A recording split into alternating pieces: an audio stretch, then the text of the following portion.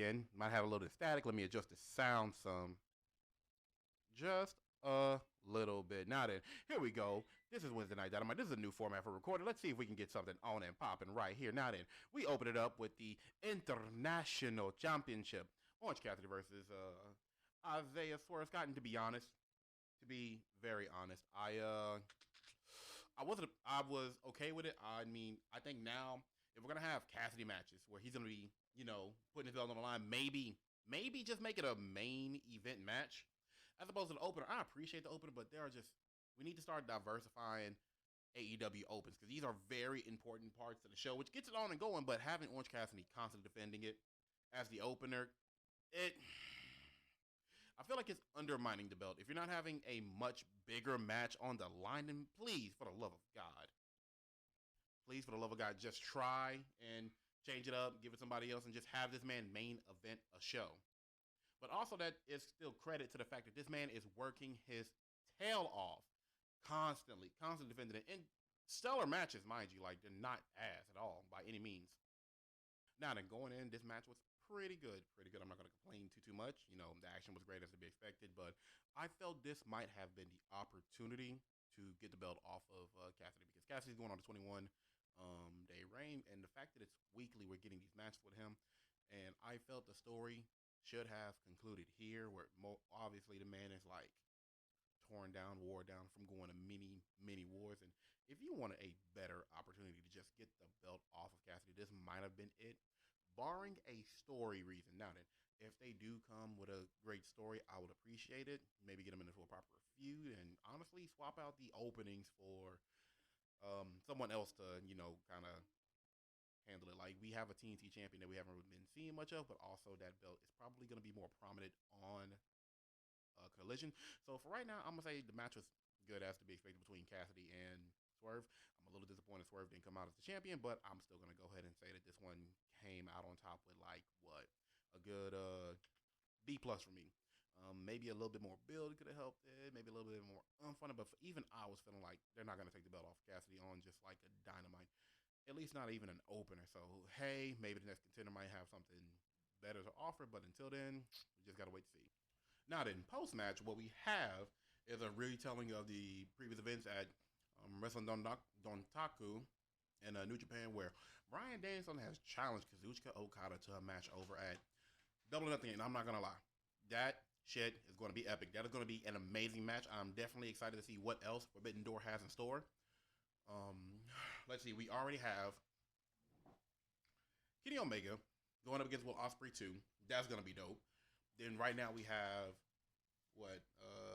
Kazuchika Okada and Bryan Danielson. That's going to be amazing as well.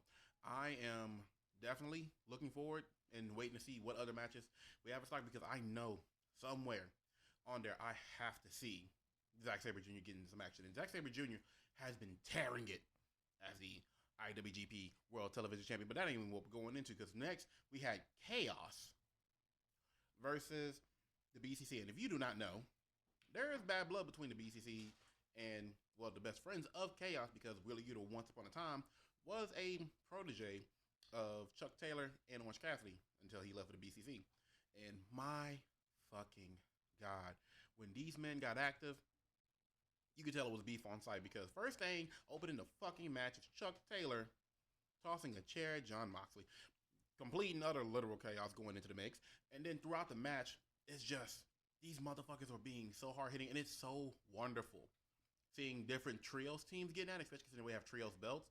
And the tag team is a little bit quiet right now, so this is great, in my opinion. The match was fantastic. I got super fucking hyped, especially whenever Trent Beretta decided he was going to try and moonsault on the outside to Claudio and ended up getting a European uppercut down.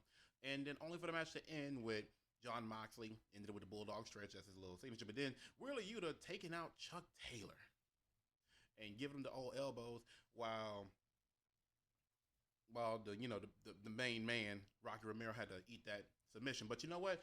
Stellar match, great quality, A- for me. This makes their second meeting, so hopefully the third one has some big stakes, and maybe, just maybe, the best friends can come out on top. So I am definitely looking forward to seeing these guys clash once again. Following that matchup, we have the Hung Bucks coming out. We're talking about Hangman and the Young Bucks going ahead and challenging the BCC for another round to see if they can actually get her done without Konosuke Takeshita. Without Konosuke interfering and fucking up the plan. So I am definitely ready for round 2. And then we got to work towards round 3, which I don't know where you have it, because this could stretch to All Out, but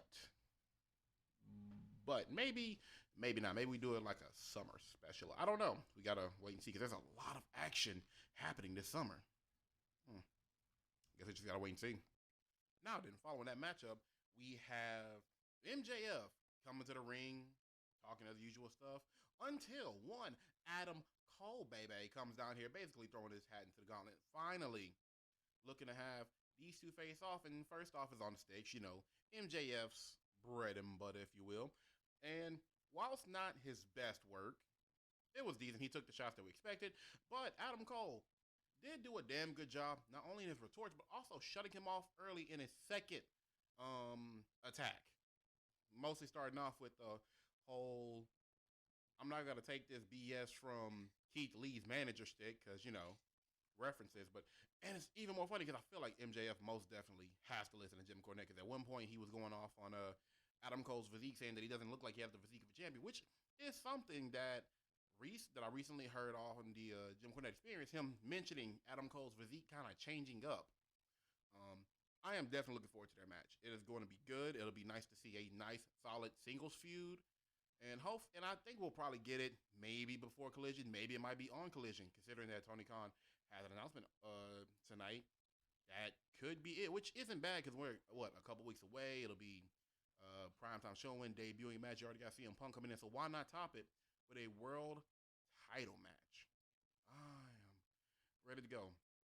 But no. This is definitely going to be a damn good match. I feel pretty solid in fundamentals and a bit of technical work. I am excited.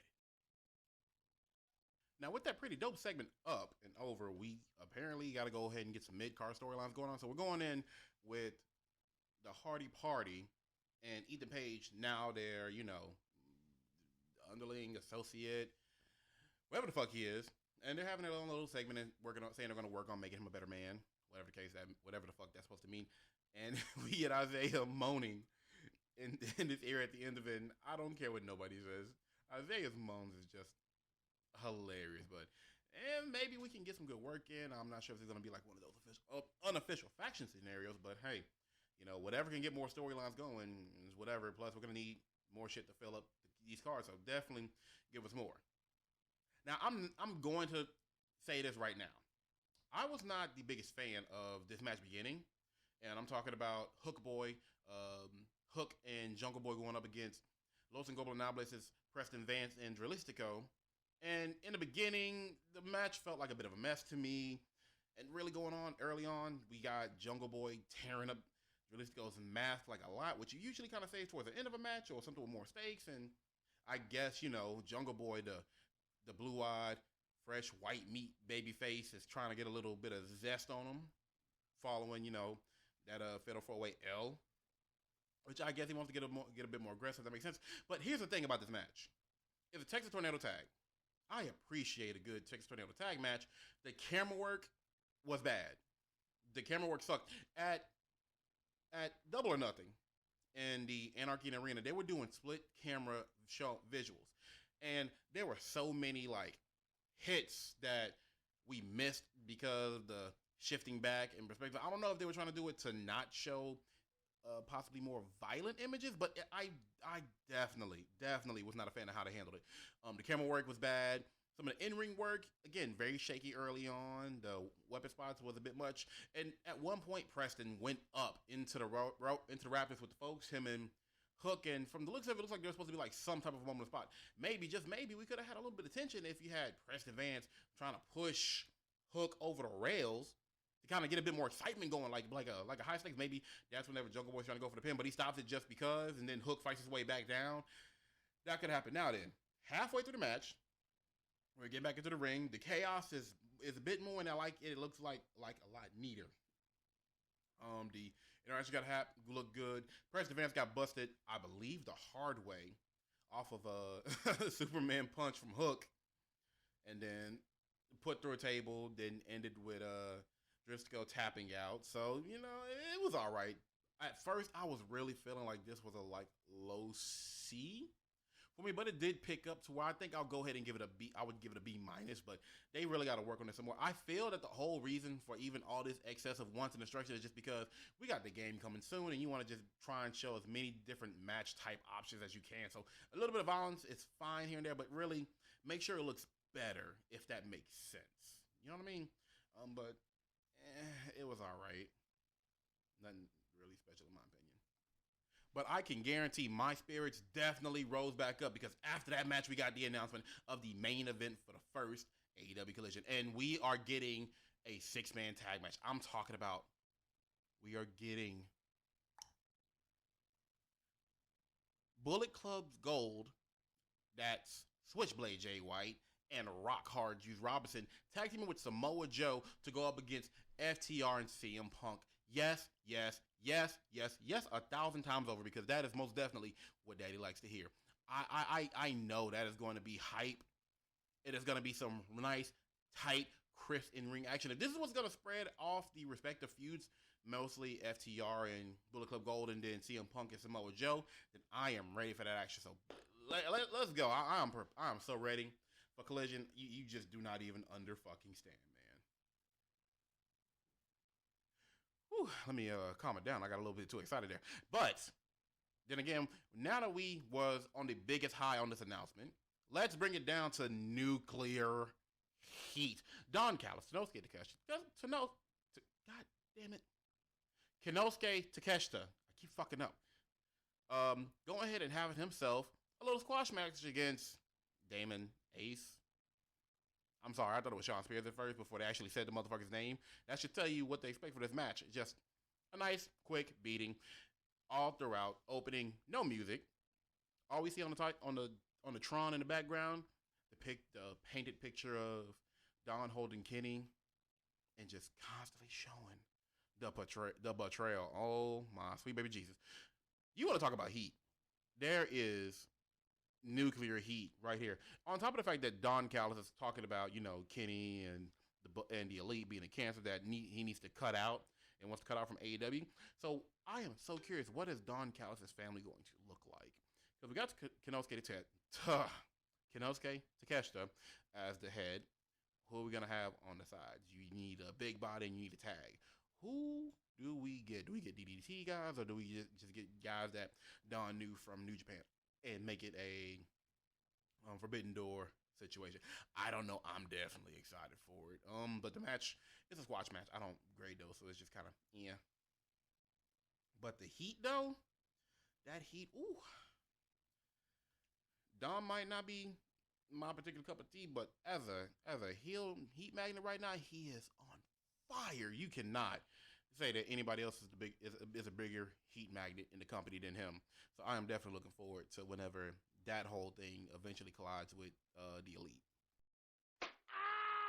God damn, that ass whooping. So we come back to the program with Christian Cage commented on how Arn cost him the TNT title, and most deservedly. And in the background, all we're hearing is things like just an ass whooping of an immaculate order, just another right there. And then we see Luchasaurus coming out here, and then when he mentioned Brock, it hit me, and I was like, oh no, it can't be. And all I'm hearing while I'm thinking that is as Luchasaurus comes out with a beaten and slightly dry-blooded Brock Anderson on the ground. Now, I don't mind the storyline continuing. I don't mind getting a run back eventually, but please do something with Brock. I'm just saying, like the kid can have potential. I need him to get more TV time because you got an Anderson there, and he needs to be put to better use than getting his ass whipped by 5-6 million year old dinosaurs in the modern era. I'm just saying. And now it's ladies' time as we have your TBS Women's Champion, Chris Statlander, going up against Anna J.A.S. of the Jericho Appreciation Society. And I must say, this match was wonderful. The impacts were nice. The wrestling moves were crisp. They were fairly smooth. Daddy Magic played a great manager, and a lot of people don't like Daddy Magic. They feel like he's annoying. They don't like his voice. But hey, if you want to get a taste of what a great manager is, that man has the chops, as well as being a pretty good tag team partner. But no, the match was actually pretty fucking solid. I don't have any complaints. And then also we got Taya in the background, looking, watching, festering, seething with that anger because she put in all that fucking work. And I'm gonna ride with it. I totally believe that Taya should have won the belt off of Jade, and then they could have just made her a transitional champion just until Chris, was good to go and give Chris some wins. I mean, I'm glad the belt's off of Jade. Maybe put her into the main event so she can go for the world title, but just I really hate the way they kind of did for that belt. Other than that, the match itself, I loved it. I would give it a solid A minus. It was really just a nice, solid match. And build could have been there, but what are we expecting? We're basically getting your women's workhorse title into putting in that work. But it's also very refreshing having different women on for the show. Like having Chris back is great, and then seeing Anna Jay go. And hopefully we see more of the women of AEW. That's not just your main components.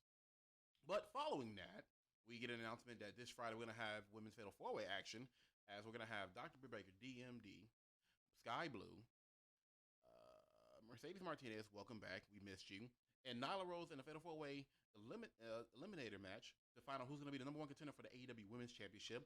We got a backstage promo from the Women's Champ and her fellow Outcast member, Ruby Soho.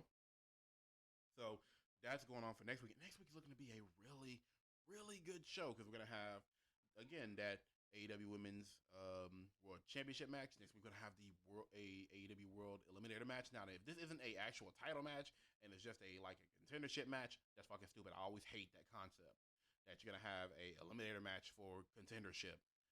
Not a fan of it. We're also going to be having the BCC versus the Hung Bucks. Yes, please. Going in for round 2. We didn't talk about it. And also, we are going to have an 8-man tag.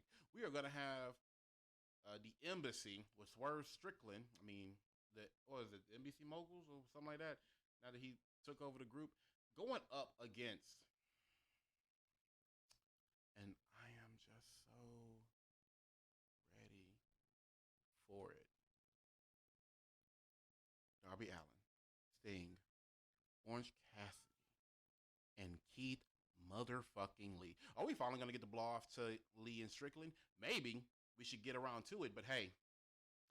Also, if we can work our way into getting Keith Lee a title match against Orange, that'll work too. But if that match happens, Orange goes over. Orange wins it. I mean, not Orange. Fucking Keith Lee wins it because, goddamn it, Keith Lee needs some gold on around his waist.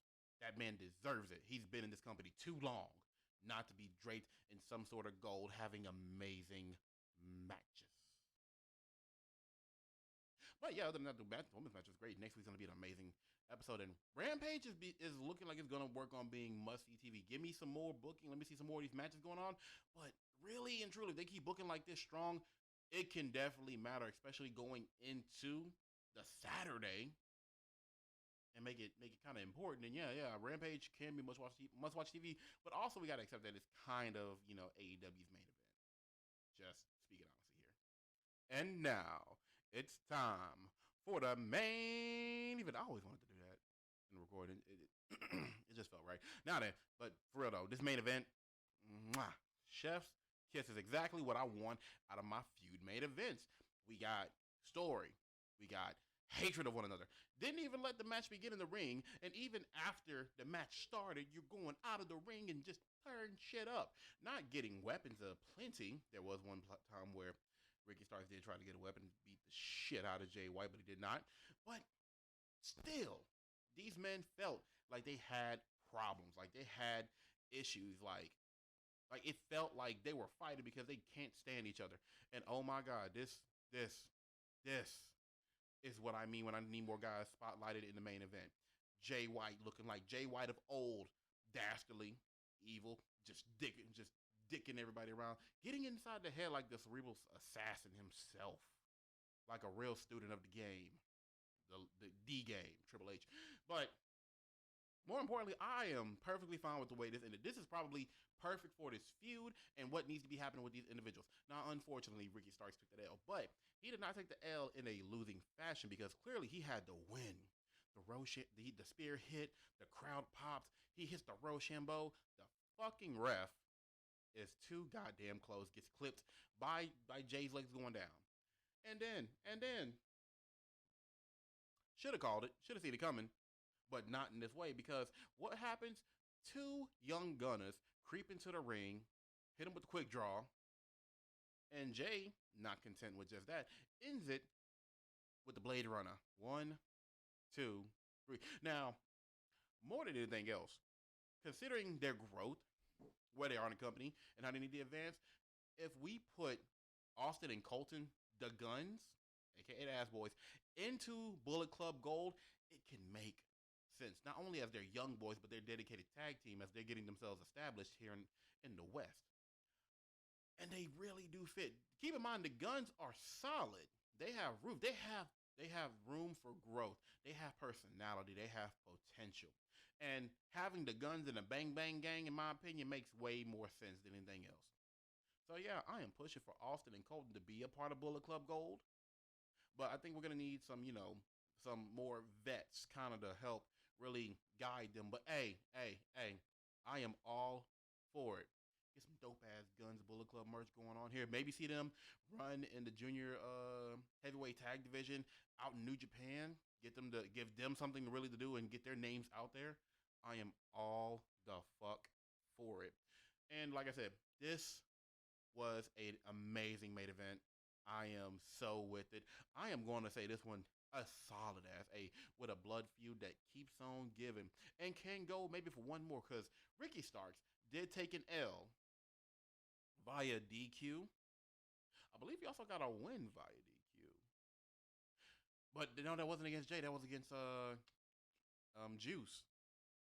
So next, he needs to get a win on this man. All in all, this was a good night of wrestling. I am excited because of the building for next week. We're still building. We're still, pushing momentum for Forbidden Door. We're still in some matches. Like I said, the only match that was a bit of a downer for me is just the Hook Boy and Li match. But if I'm gonna give this one, a nice B plus for me. A bit too much talking and promos when there could have been more room for wrestling. I am all about the wrestling, and I still need women to get more time. But hey, man, all I am is a wrestling fan, and I just want to talk about the sport that I love, the king of sports, if you will. Definitely going to be trying this format out and seeing if I can get this edited and posted in time. If I do, please like, share, subscribe, talk to your boy, because I do talk in the comments. Let me know if maybe this is something that y'all be more interested in. I'm also probably going to work on getting a much shorter rundown. It'll take time trying to get this because it's still my usual review time because I talk a lot because I love to talk, but I am definitely down for this if you're down for it. Maybe we could even get a live stream going. Anyway, it's been your boy WxgG Dynamite. I'm out.